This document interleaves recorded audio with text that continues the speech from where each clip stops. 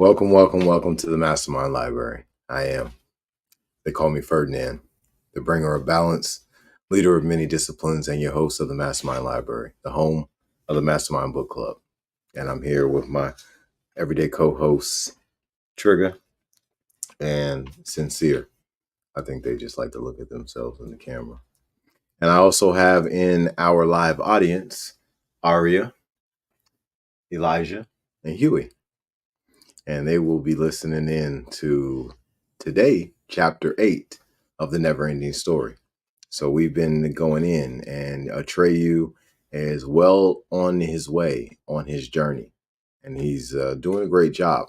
But he's about to run into some more challenges, right? So let's go ahead and dive on into this. We'll go ahead and get to where we need to be in the book. Let's try 90. Okay. This is where he's talking to you, Lala. All right, we're almost there. All right, chapter 8, The Wind Giants. Okay, it's going to be a big adventure, so I hope y'all are with us. All right, let's go ahead and make this a little bit larger. Okay, here we go, y'all. High in the air rode Atreyu, his red cloak flowing behind him. His blue-black hair fluttered in the wind. With steady, wave-like movements, Falkor, the white luck dragon, glided through the mists and tatters of clouds. Up and down, and up and down, and up and down. How long had they been flying? For days and nights and more days. Atreyu had lost track. The dragon had the gift of flying in his sleep. Farther and farther they flew. Sometimes Atreyu dozed off, clinging fast to the dragon's white mane. But it was only a light, restless sleep, and more his waking became a dream, all hazy and blurred. Shadowy mountains passed below him, lands and seas, islands and rivers. Atreyu had lost interest in them, and gave up trying to hurry Falkor as he had done on first leaving the Southern Oracle. For then he had been impatient, thinking it a simple matter for one with a dragon to ride, to reach the border of Fantasia and cross it to the outer world. He hadn't known how very large Fantasia was. Now he had to fight the laden weariness that was trying to overpower him. His eyes, once as keen as a young eagle's, had lost their distant vision. From time to time, he would pull himself upright and try to look around, but then he would sink back and stare straight ahead at the dragon's long, supple body with its pearly pink and white scales. Falkor was tired too. His strength, which had seemed inexhaustible, was running out. More than once in the course of their long flight, they had seen below them spots which the nothing had invaded, and which gave them the feeling that they were going blind. Seen from that height, many of these spots seemed relatively small, but others were as big as whole countries. Fear gripped the luck dragon and his rider, and at first they changed direction to avoid looking at the horror. But strange as it may seem, horror loses its power to frighten when repeated too often. And since the patches of nothing became more and more frequent, the travelers were gradually getting used to them. They had been flying in silence for quite some time when suddenly Falkor's bronze bell tone rang out. Atreyu, my little master, are you asleep? No, said Atreyu, though actually he had been caught up in a terrifying dream. What is it, Falkor? I've been wondering if it wouldn't be wiser to turn back. Turn back? Where to? To the ivory tower, to the childlike empress. You want us to go to her empty-handed? I wouldn't call it that, Atreyu. What was your mission? To discover the cause of her illness and find out what would cure it. But, said Falkor, nothing was said about your bringing her the cure. What do you mean? Maybe it's a mistake, trying to cross the border of Fantasia in search of a human. I don't see what you're driving at, Falcor. Explain yourself. The childlike empress is deathly sick, said the dragon, because she needs a new name. Morla, the aged one, told you that. But only a human, only a child of man from the outer world can give her her name, can give her this name. Lala told you that. So you've actually completed your mission. It seems to me you should let the childlike empress know it as soon as possible. But it wouldn't do her a bit of good, Atreyu protested, unless I bring her the human who can save her. Don't be so sure, said Falcor. She has much greater power than you or I. Maybe she would have no difficulty in bringing a human to Fantasia. Maybe she has ways that are unknown to you and me and everyone else in Fantasia. But to do so, she needs to know what you have found out. If that's the way it is, there's no point in trying. There's no point in our trying to find a human on our own. She might even die while we're looking. But maybe if we turn back in time, we can save her. Atreyu made no answer. The dragon could be right, he reflected. But then he could be wrong. If he went back now with his message, the childlike empress might very well say, "What good does that do me? And now it's too late to send you out again." He didn't know what to do, and he was tired, much too tired to decide anything. You know, Falcor, he said, hardly above a whisper, you might be right, or you may be wrong. Let's fly on a little further. Then if we haven't come to a border, we'll turn back. What do you mean by a little further? The dragon asked. A few hours, Atreyu murmured. Oh, well, just 1 hour. All right, said Falcor. Just 1 hour. But that 1 hour was 1 hour too many. They hadn't noticed that the sky in the north was black with clouds.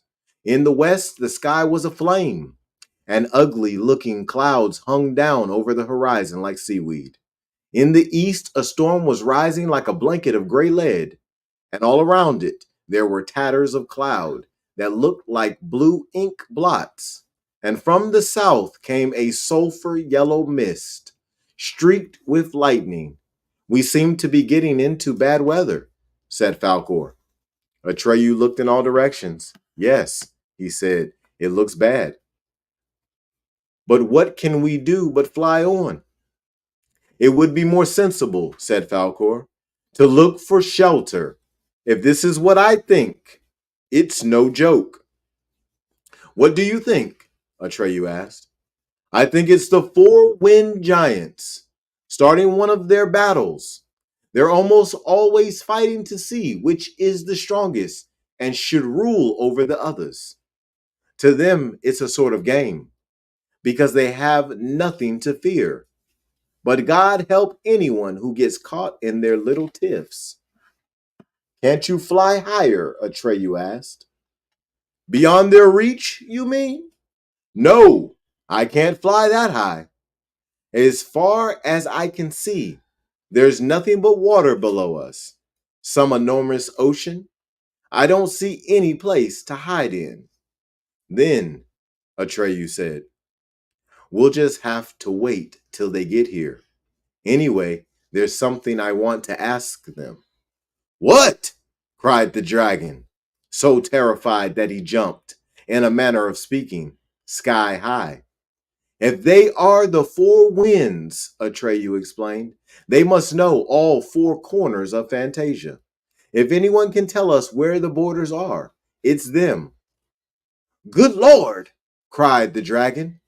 You think you can just stop and chat with wind giants? What are their names? Atreyu asked. The one from the north, said Falcor, is called Lear.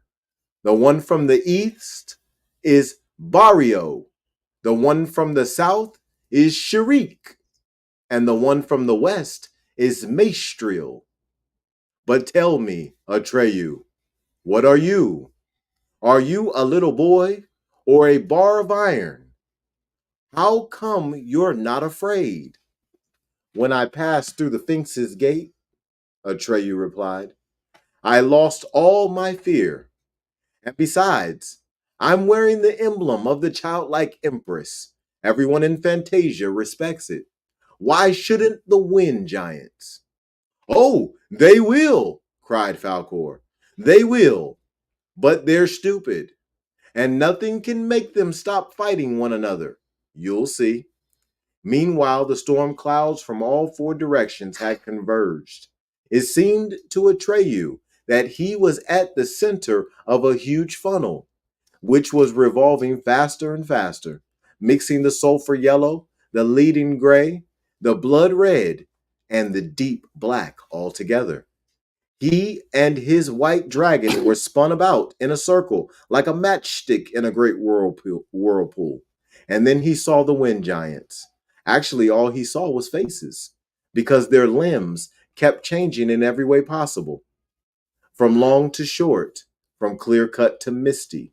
And they were so knotted together in a monstrous free for all that it was impossible to make out their real shapes, or even how many of them there were. The faces, too, were constantly changing. Now they were round and puffed, now stretched from top to bottom or from side to side. But at all times they could be told apart. They opened their mouths and bellowed and roared and howled and laughed at one another. They didn't even seem to notice the dragon and his rider, who were gnats in comparison to the wind giants. Atreyu raised himself as high as he could.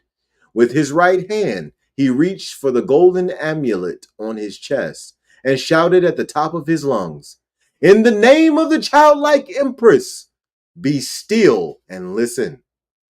And the unbelievable happened. As though suddenly stricken dumb, they fell silent, their mouths closed, and 8 gigantic Google eyes were directed at Arin. The tempest stopped, and the air was deathly still. Answer me, cried Atreyu. Where are the borders of Fantasia? Do you know, Lear? Not in the south, said the black cloud face. And you, Barrio? Not in the east, said the leading gray cloud face. You tell me, Sharik. There is no border in the south, said the sulfur yellow cloud face. Maestril, do you know? No border in the west, said the fiery cloud face. And then they all spoke, as with one mouth. Who are you? Who bear the emblem of the childlike empress and don't know that Fantasia has no borders? Atreyu made no reply. He was stunned. It had never occurred to him that Fantasia might have no borders whatsoever. Then his whole quest had been for nothing. He hardly noticed it when the Wind Giants resumed their war game. He had given up caring what would happen to him. He clung fast to the dragon's mane when they were hurled upward by a whirlwind. The lightning played around them. They were spun in a circle and almost drowned in a downpour of rain. They were sucked into a fiery wind that nearly burned them up. But a moment later, a hailstorm, consisting not of stones but of icicles, as long as spears, flung them forward. So it went, up and down and up, this way and that. The wind giants were fighting for power. A gust of wind turned Falcor over on his back. Hold tight, he shouted. But it was too late. Atreyu had lost his hold and fell. He fell and fell, and then he lost consciousness. When he came to, Atreyu was lying on white sand. He heard the sound of waves. And when he looked around, he saw that he had been washed up on a beach. It was a gray, foggy day, but there was no wind. The sea was calm, and there was no sign that the wind giants had been fighting a battle only a short time before. The beach was flat, and there were no hills or rocks in sight, only a few gnarled and crooked trees which, seen through the mist, looked like great clawed hands. Atreyu sat up, seeing his red buffalo hair cloak a few steps away. He crawled over to it and threw it over his shoulders. To his surprise, it was almost dry, so he must have been lying there for quite a while. How he had got there? Why hadn't he drowned? Dimly, he remembered arms that had carried him and strange singing voices. Poor child, beautiful child, hold him. Don't let him go under. Perhaps it had only been the sound of the waves, or could have been sea nymphs and water sprites. Probably they had been the glory, and that was why they had saved him. Involuntarily, he reached for the amulet. It was gone. There was no chain around his neck. He had lost the gem. Falcor! He shouted as loud as he could. He jumped up and ran back and forth, shouting in all directions. Falcor! Falcor! Where are you? No answer came. Only the slow, steady sound of the waves breaking against the beach. Heaven only knew where the wind giants had driven the white dragon. Maybe Falcor was looking for his little master in an entirely different place, miles and miles away. Maybe he wasn't even alive. No longer was Atreyu a dragon rider, and no longer was he the childlike empress's messenger. He was only a little boy, and all alone. The clock in the belfry struck 6, but then it was dark outside. The rain had stopped. Not a sound to be heard. Bastian stared into the candle flames. Then he gave a start. The floor had creaked. He thought he heard someone breathing. He held his breath and listened, except for the small circle of light shed by the candles. It was dark in the big attic. Didn't he hear soft steps on the stairs? Hadn't the handle of the attic door moved ever so slowly? Again, the floor creaked. What if there were ghosts in this attic? Nonsense, said Bastian, none too loudly. There's no such thing. Everyone knows that. Then why were there so many stories about them? Maybe all the people who say ghosts don't exist are just afraid to admit that they do. Atreyu wrapped himself up tight in his red cloak, for he was cold, and started inland. The country, as far as he could see through the fog, was flat and monotonous. The only change he noticed as he strode along was the appearance among the stunted trees of bushes, which looked as if they were made of rusty sheet metal and were almost as hard.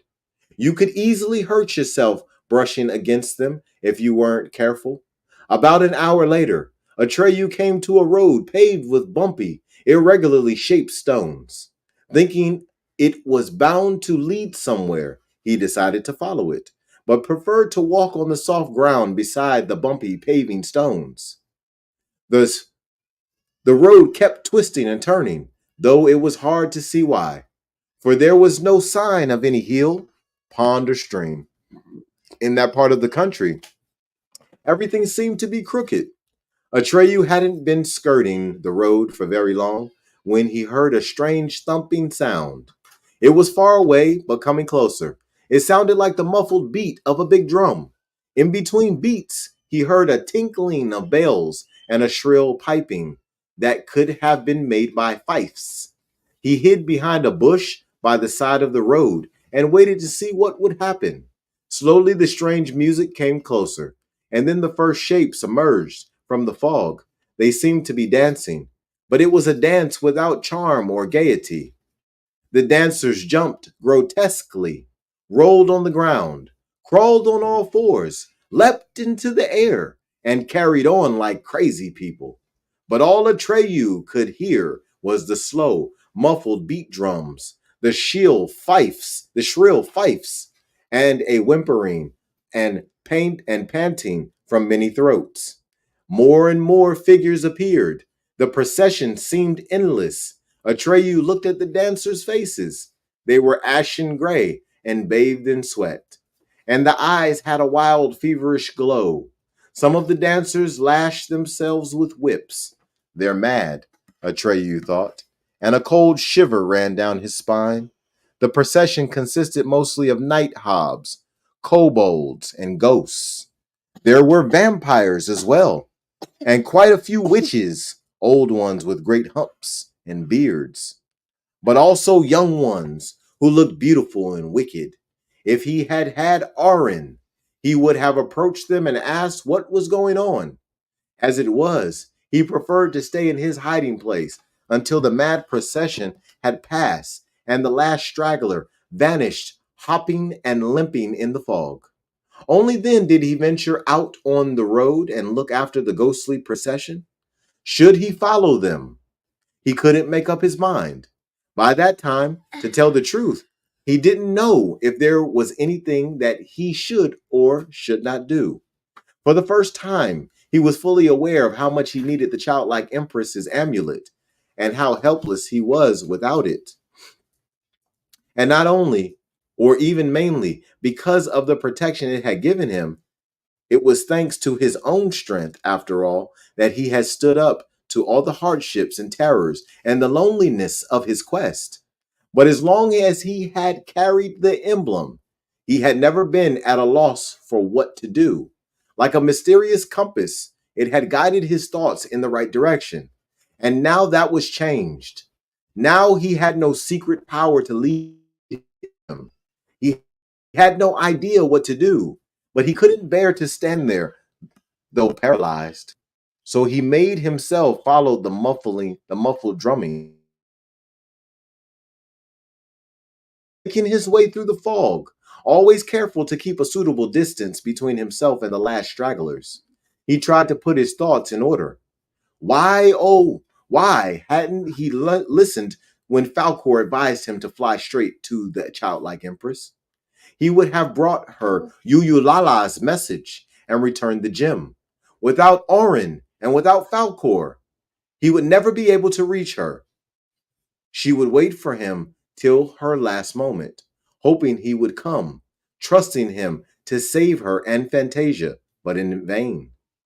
That in itself was bad enough, but still worse was what he had learned from the wind giants. That Fantasia had no borders. If there was no way of leaving Fantasia, then it would be impossible to call in a human form across the border, because Fantasia was endless. Its end was inevitable. But while he was stumbling over the bumpy, paving stones in the fog, Lala's gentle voice resounded in his memory, and a spark of hope was kindled in his heart. Lots of humans had come to Fantasia in the past and given the childlike empress glorious new names. That's what she had sung. So there was a way from the one world to the other. For them it is near, but for us too far. Never can we go out to them. Yes, those were Lala's words. Humans, the child of man, had forgotten the way. But mightn't just one of them, a single one, remember his own hopeless situation mattered little to Atreyu.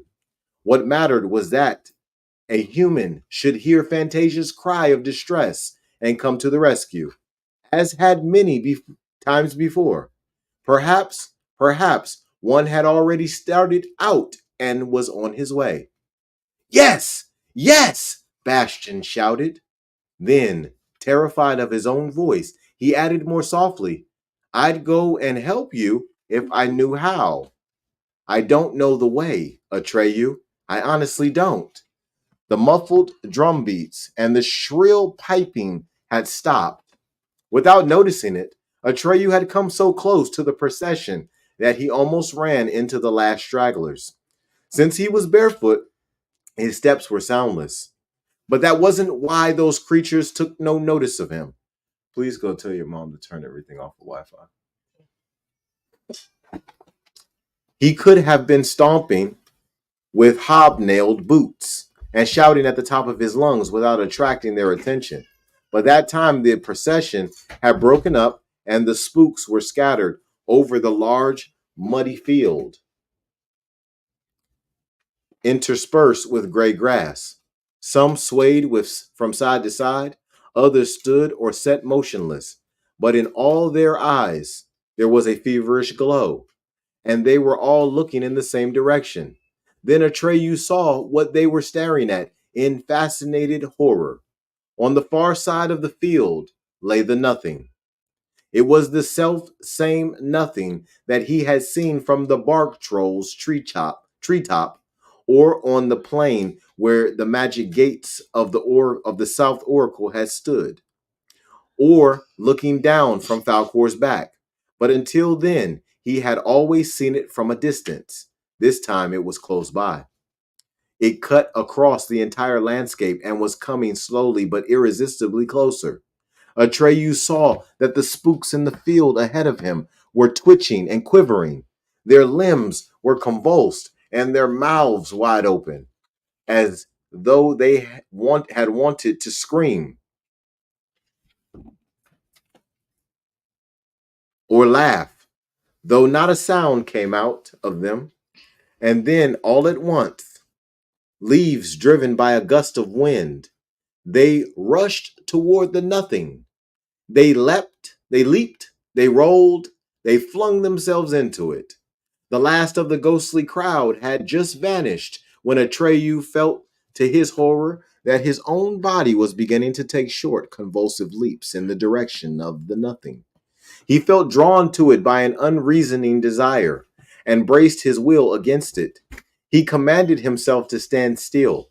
Slowly, very slowly, he managed to turn around and step by step, as though bucking a powerful current, to struggle forward.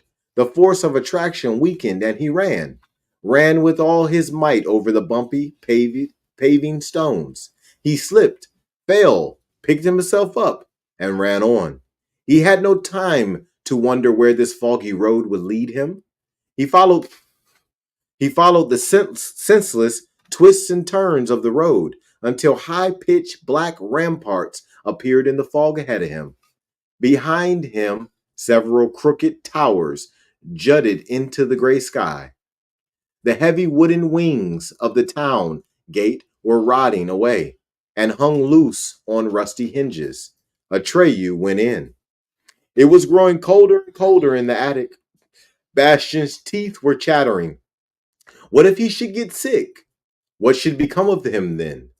He might come down with pneumonia, like Willie, a boy in his class. Then he would die all alone in this attic. There'd be no one to help him. He'd have been very glad just then to have his father come and save him. But go home? No, he couldn't. He'd rather die. He took the rest of the army blankets and wrapped them around him. After a while, he felt warmer. And that concludes chapter 8. Chapter 9, Spooky City. We'll be coming back to that in episode 82. Yeah, you're learning about the fight that's going on, huh? Fight in the daddy. Yeah. Mm-hmm. Yep. Fight in the daddy. Yeah. Atreyu is a fighter, and what he's dealing with right now is called the nothing. Oh, we didn't finish the number 2. We're talking about the book right now. Okay. And we got Huey in here. He's making an appearance. One of the things that's so important, everybody, is to read to your children. We've got a lot of TVs and phones and tablets that we have in people's houses, and they kind of turn us into zombies. We sit in front of them and we don't really do much. Some of us twiddle our thumbs in front of them on controllers for video games, but we need to activate the imagination of our children. We need to talk to them about their dreams, and we need to read to them, and we need to encourage them to read to us. It activates something different inside of them when they hear the story versus them watching it on television. Their imagination does something totally different. And this is what we need to give to our children moving forward. We need to give them the ability to strengthen their imagination, because one day they'll need that imagination to get through the challenges of life. They may not be reading the books anymore. They're too busy with life, and they're too busy with raising children, and they're doing all these different things. And that childlike spirit needs to be embraced. That childlike spirit needs to be encouraged. This is how you build a foundation of generational wealth in a child, by helping their imagination boost and go to higher levels. Because one day they will solve problems with that imagination. One day they will build wealth with that imagination, or the opposite of them. One day they will grow spiritually using that imagination. Well, they should be doing that now, but I'm saying when they're adults, they'll be doing it purposefully, all on their own or not. And one of the ways that we can make that happen is by reading to our children. We can help them have those abilities. So thank y'all for being here, episode 81. And we are going to take off, but episode 82, we're coming back with chapter 9. All right, y'all take care and expose your gift.